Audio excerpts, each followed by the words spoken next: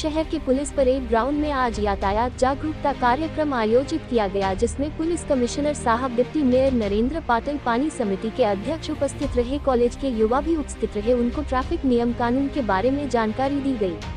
ताज़ा खबर देखने के लिए देखते स्टार न्यूज नेटवर्क। जय हिंद।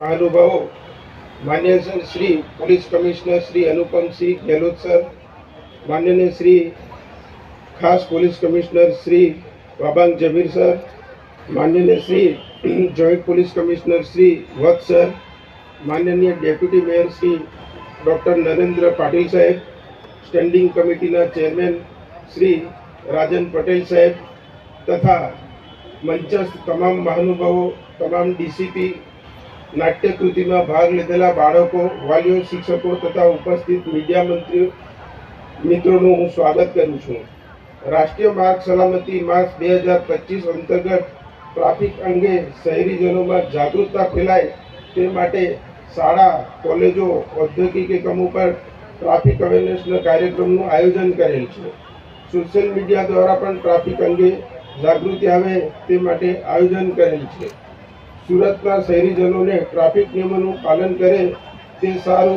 सूरत शहरना 50 जंक्शनों पर 100 पब्लिक एड्रेस सिस्टम लगावी ने जागृति फैलाववामां आवे छे। हाल में सूरत शहर में ट्राफिक शाखा द्वारा 45 दिवस सुधी हेल्मेट बाबते जागृतिनुं एलान करवामां आव्युं छे अने ते अंगे तमाम इंडस्ट्री, शाळा तथा स्कूलों तथा अन्य एकमों में एनी जागरूकता फैलावी ने 45 दिवस सुधी अवेरनेस फैलाव्या बाद एमां पेनल्टीनी शरूआत 45 दिवस बाद शरू थशे।